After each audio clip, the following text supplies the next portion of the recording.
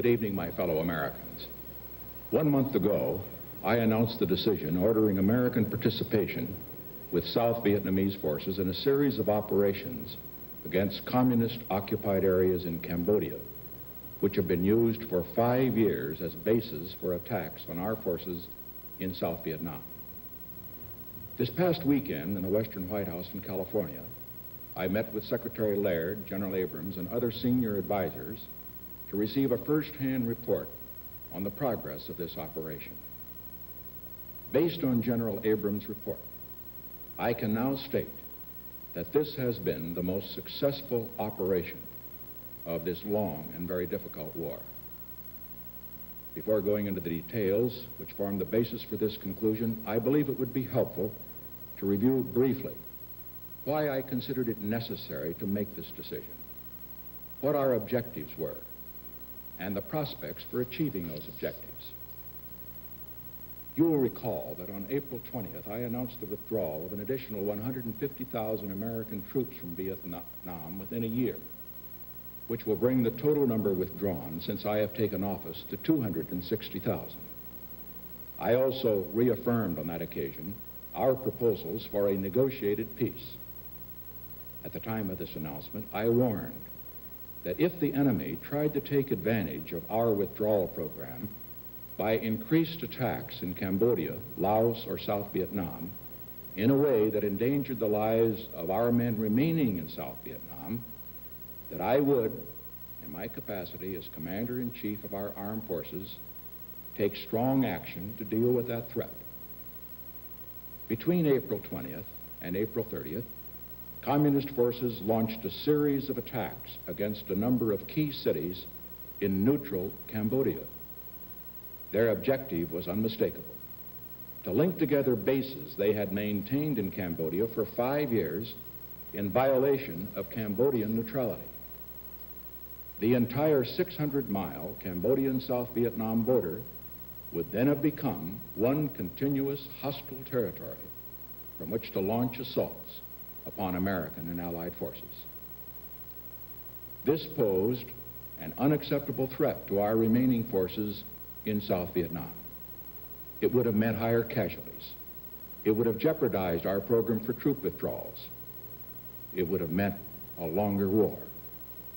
And carried out in the face of an explicit warning from this government, failure to deal with the enemy action would have eroded the credibility of the United States before the entire world. After very intensive consultations with my top advisors, I directed that American troops join the South Vietnamese in destroying these major enemy bases along the Cambodian frontier. I said when I made this announcement, our purpose is not to occupy these areas. Once the enemy forces are driven out of the sanctuaries and once their supplies are destroyed, we will withdraw. That pledge is being kept. I said further on that occasion, we take this action not for the purpose of expanding the war into Cambodia, but for the purpose of ending the war in Vietnam. That purpose is being advanced. As of today, I can report that all of our major military objectives have been achieved. 43,000 South Vietnamese took part in these operations, along with 31,000 Americans. Our combined forces have moved with greater speed and success than we had planned. We have captured and destroyed far more in war material than we anticipated. And American and Allied casualties have been far lower than we expected. In the month of May, in Cambodia alone, we captured a total amount of enemy arms, equipment, ammunition, and food nearly equal to what we captured in all of Vietnam in all of last year. Here's some film of the war material that has been captured. This is some ammunition you see. We've captured more than 10 million rounds of ammunition. That's equal to the enemy's expenditures of ammunition for 9 months. And here also, you see a few of the over 15,000 rifles and machine guns and other weapons we've captured. They will never be used against American boys in Vietnam. This reality was brought home directly to me a few days ago. I was talking with the Union leader from New York. His son died in Vietnam this past February.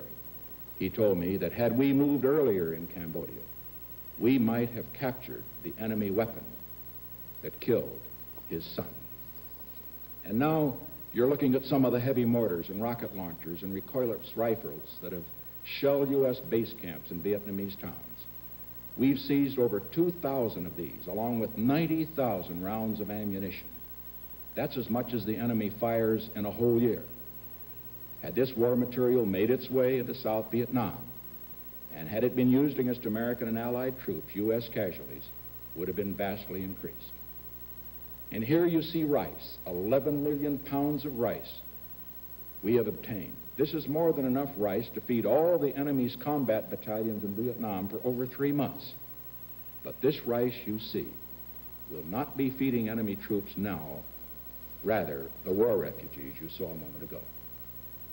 Now, with the rainy season now beginning, it will take the enemy months to rebuild his shattered installations and to replace the equipment we have captured or destroyed.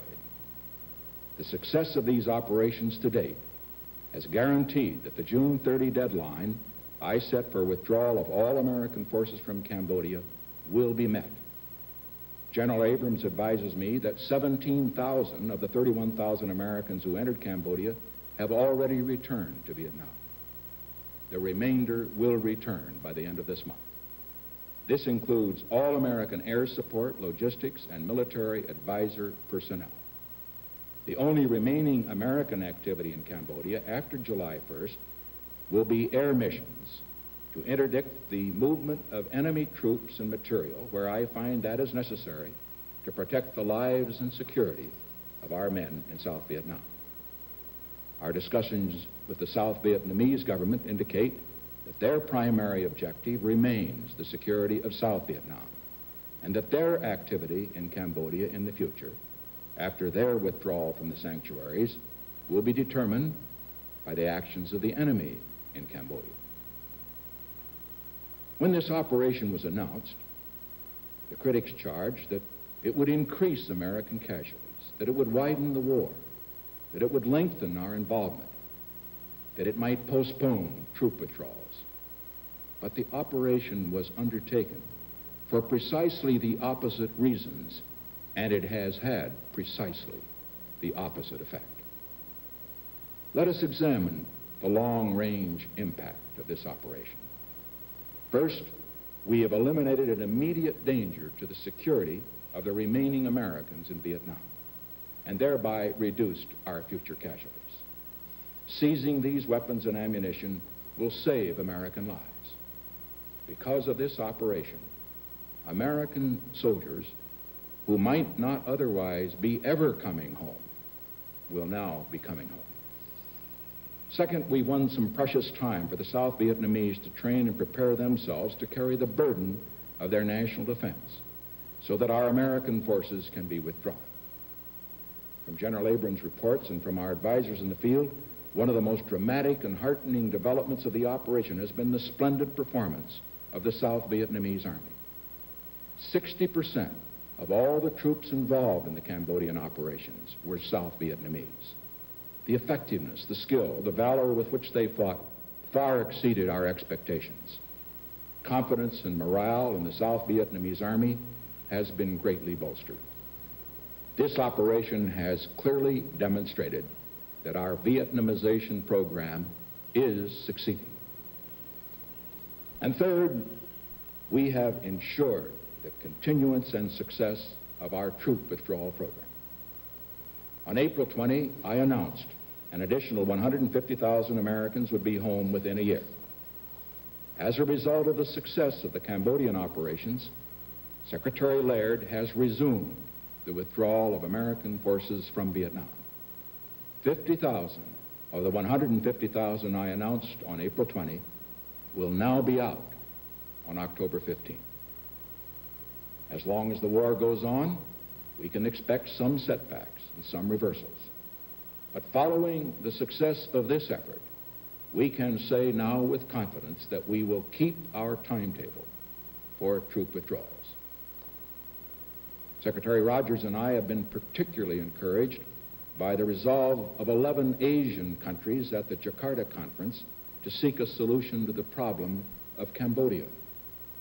Cambodia offers an opportunity for these 11 Asian nations, as well as other countries of the area, to cooperate in supporting the Cambodian government's effort to maintain Cambodia's neutrality, its independence, and its territorial integrity. We shall do what we can to make it possible for these Asian initiatives to succeed. To the North Vietnamese tonight, I say again, the door to a negotiated peace remains wide open.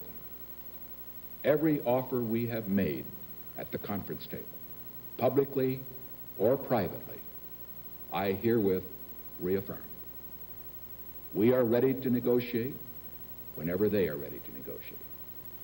However, if their answer to our troop withdrawal program and to our offer to negotiate is to increase their attacks in a way that jeopardizes the safety of the remaining forces in Vietnam, I shall, as my action 5 weeks ago clearly demonstrated, take strong and effective measures to deal with that situation. As all of you know, when I first announced the decision of Cambodia, it was subjected to an unprecedented barrage of criticism in this country. I want to express tonight my deep appreciation to the millions of Americans who supported me then and who have supported me since in our efforts to win a just peace. But I also understand the deep divisions in this country over the war. I realize that many Americans are deeply troubled. They want peace. They want to bring the boys home. Let us understand once and for all that no group has a monopoly on those concerns. Every American shares those desires. I share them very deeply.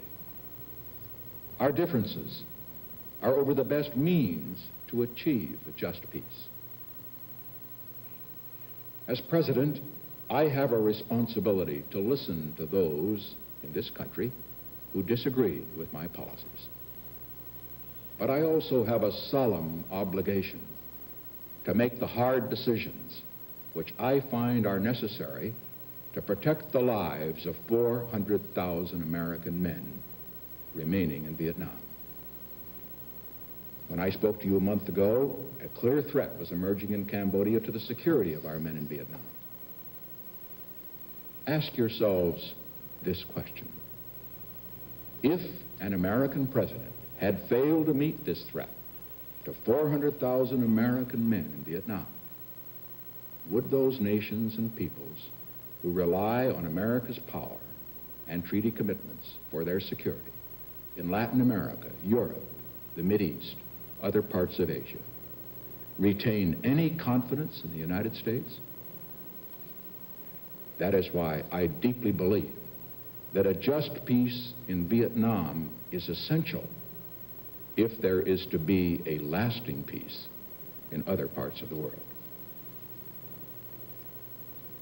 With this announcement tonight, we have kept the pledge I made when I ordered this operation, that we would withdraw from Cambodia on a scheduled timetable, just as this administration has kept every pledge it has made to the American people regarding the war in Vietnam and the return of American troops. Let's look at the record.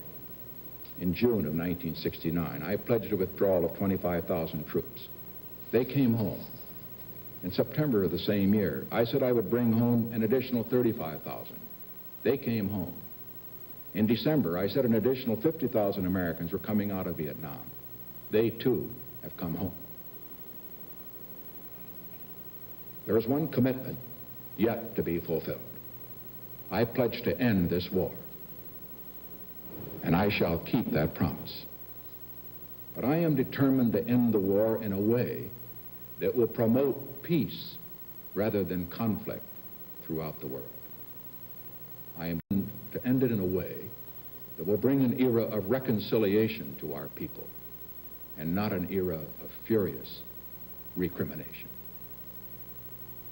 In seeking peace, let us remember that at this time, only this administration can end this war and bring peace. We have a program for peace, and the greater the support the administration receives in its efforts, the greater the opportunity to win that just peace we all desire.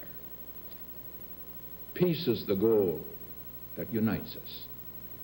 Peace is the goal toward which we are working.